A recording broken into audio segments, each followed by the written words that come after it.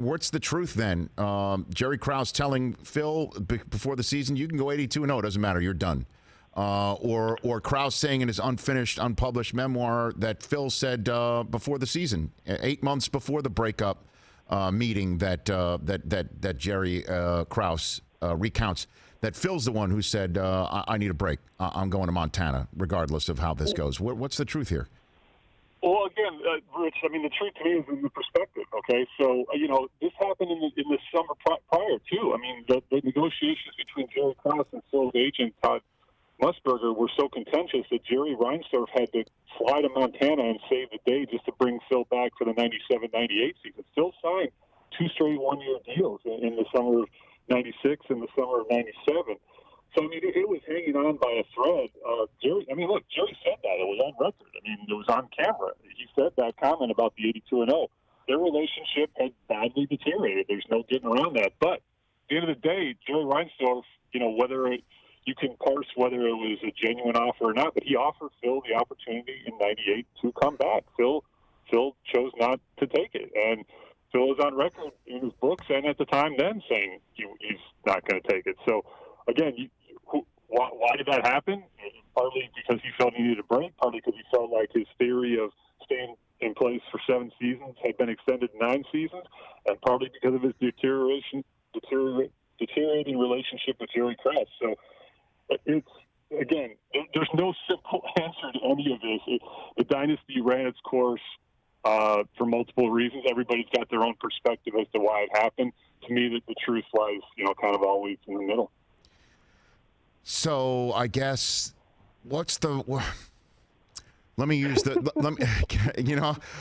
now I know why perhaps I didn't get a clear-cut answer at the end of the documentary last night, but I still wanted some sort of full-on nuts and bolts accounting similar to what I got here from Jerry Krause's memoir. So then let me ask you, Casey, to use the Few Good Men reference here, if Santiago was ordered not to be touched, why was he touched? Who ordered the code red? Who was the first one to say this is over? How did that happen after The Last Dance when Jerry says he went to Phil to say, let's do this one more time? And we obviously don't know the circumstances under that. He didn't mention the word rebuild in his conversation with Jason Hare on last night's documentary. Who was the one to basically say we're done now in Chicago?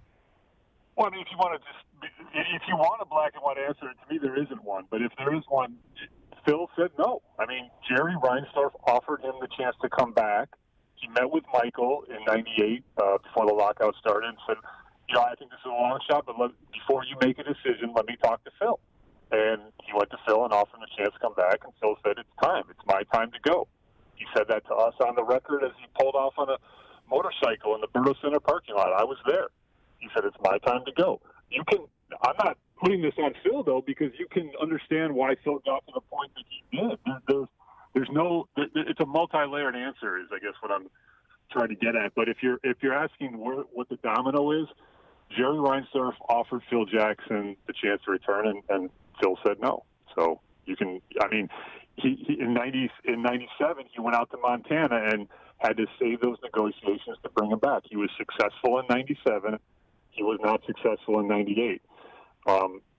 So I don't know if that answers your question, but that's my take on the proceedings. No, I guess it does, but we just don't know the circumstances under which, I guess, did Phil and Michael ever have a conversation where Phil's just like, yeah, we can only come back if it's you and no Scotty, and I don't know what's left with Rodman.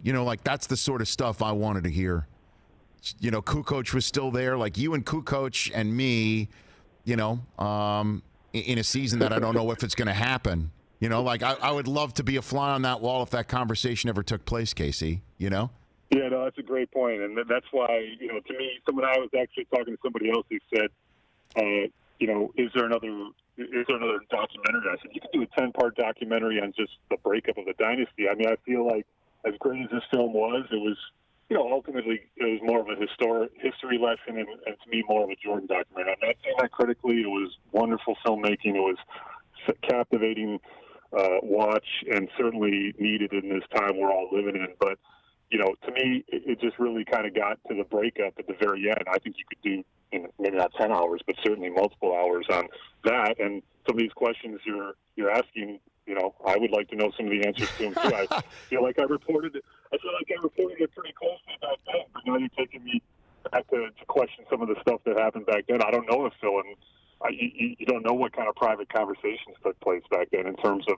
hey, what are you going to do? Hey, what are you going to do? Hey, what are you going to do? I mean, Michael was pretty adamant that he could have got the band back together. Never put anything past Michael Jordan. No doubt. We all know that. Oh, no doubt. Hey, you watched all the way to the end. Thanks for that. Watch more right here.